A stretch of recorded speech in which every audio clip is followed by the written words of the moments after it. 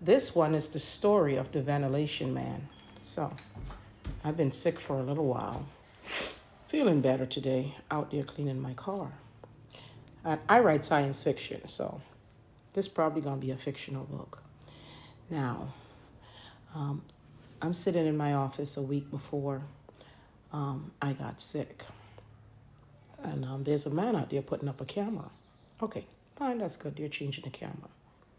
2 days later, there's someone in the ceiling just above my office alone. They say, I asked what he was doing. They said, I don't know, maybe he cleaning the docks.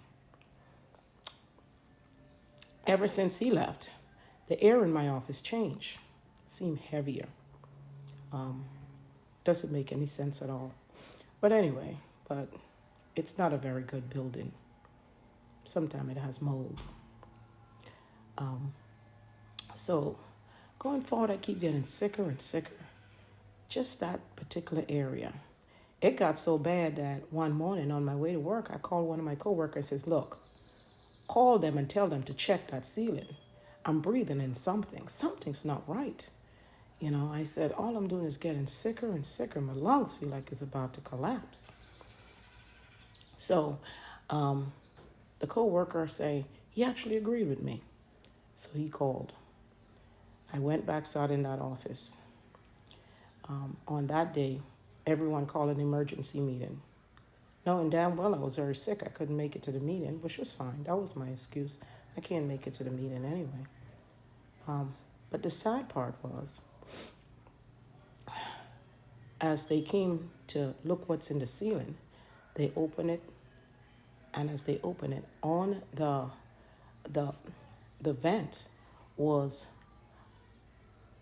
a large sum of particles, black particles.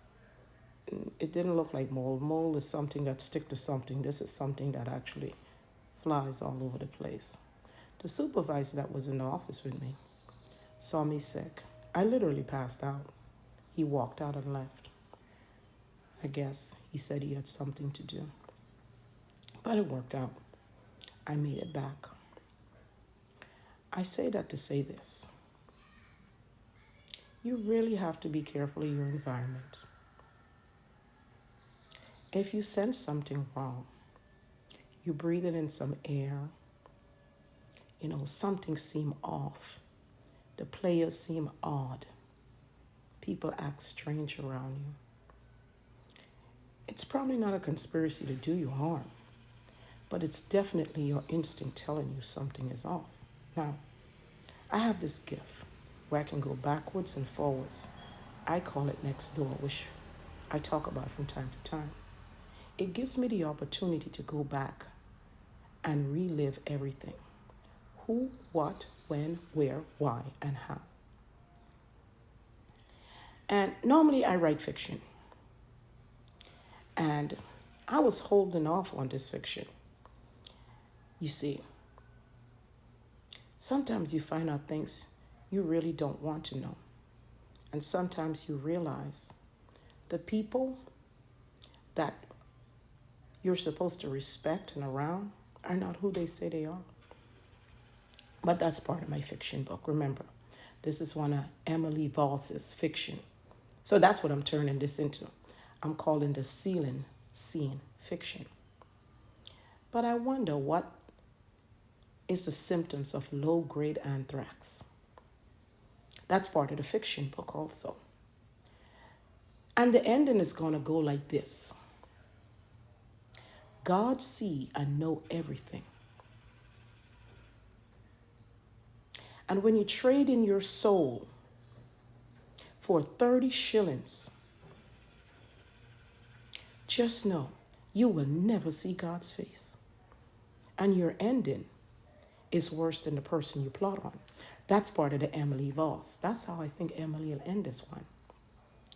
So I got a good plot for my new fiction book. So tell me, world, what do you think of my fiction book? I write fiction.